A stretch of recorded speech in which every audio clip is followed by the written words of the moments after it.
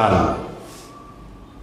এই ট্যাপের কারণেই, এই জালের কারণে কিন্তু মীর জাফর বিশ্বাসঘাতকতা করেছিল। নবাব সিরাজউদ্দৌলার পতনের বড় কারণ হল মীর জাফরের গাদ্দারি। মানে নবাব সিরাজ বোঝেনি যে মীর জাফর একটা গাদ্দারি করতে পারে, যার কারণে কিন্তু বাংলাদেশের ইতিহাস, বাংলার ইতিহাসটা পড়ে গিয়েছিল।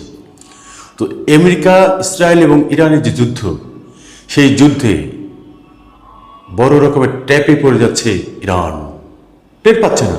আর এটা খেলছে পাকিস্তান। মুসলিম বিশ্বের কোন লিডার এটা বিশ্বাস করছে না। খোদ স্পেনের প্রেসিডেন্ট বিশ্বাস করছে না, অস্ট্রেলিয়ার প্রেসিডেন্ট বিশ্বাস করছে না যে এটি ট্রাম্প মেনে নেবে। কারণ ইরান যে 10টি তাদের চুক্তি শর্ত দিয়েছে, অনেক হার্ড শর্ত। এর মধ্যে একটি হলো যে পারমাণবিক বোমার তৈরির যে অনুমতি সেটা যেন বহাল থাকে, এবং ইউরেনিয়াম তারা যে সরবরাহ করবে, বিভিন্ন দেশ থেকে কিনবে, সেটা যেন তাদের অব্যাহত থাকে। জাতিসংঘ স্থায়ী পরিষদে তাদেরকে নিয়ে যে দাবিগুলো দেওয়া হয়েছে, নিষেধাজ্ঞা দেওয়া হয়েছে, উত্তোলন করতে হবে।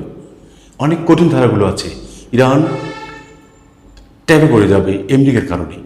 তো আমরা যে কথা বলতে চাই সেটা হচ্ছে, যুদ্ধের একটা বিরতি আসবে, 2 সপ্তাহের বিরতি। এই বিরতির মধ্যে ট্রাম্পের বুদ্ধি হলো, সে বলেছিল যে ইরানের সভ্যতাকে ধ্বংস করে দেওয়া হবে, আজ রাতে ইরানের সভ্যতা ধ্বংস হয়ে যাবে। এরপরে কিন্তু সে চুপচাপ মেনে নিয়েছে যে না, নেপথ্য বিষয়টা কি, চুক্তি আলোচনা হচ্ছে। এই কথা বলার পর ট্রাম্পের উচিত ছিল হামলা চালানো, কিন্তু ট্রাম্প সরে যাচ্ছে একটা কৌশলে, যে এর ফলে হরমুজ প্রণালী খুলে দেওয়া হবে, পর্যাপ্ত তেল মজুত করবে, এরপরে নতুন কিছু হামলা চালাবে। সেটাই হচ্ছে, কিন্তু আপনারা পরে দেখবেন সেটাই হচ্ছে।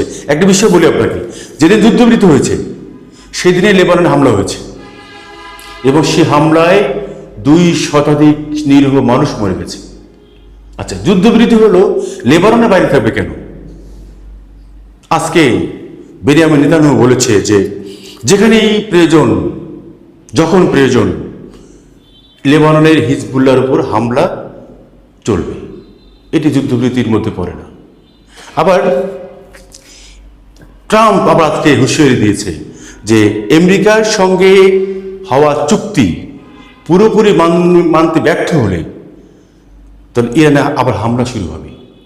সে বলছে অনেক বড় গোলাপ বর্ষণ করা হবে, আরও ভয়াবহ, আরও শক্তিশালীভাবে, যা কখনো কেউ দেখেনি। এই যে তার যে মানে ভয়েসটা, তার স্পিচগুলো অনেক কঠিন স্পিচ।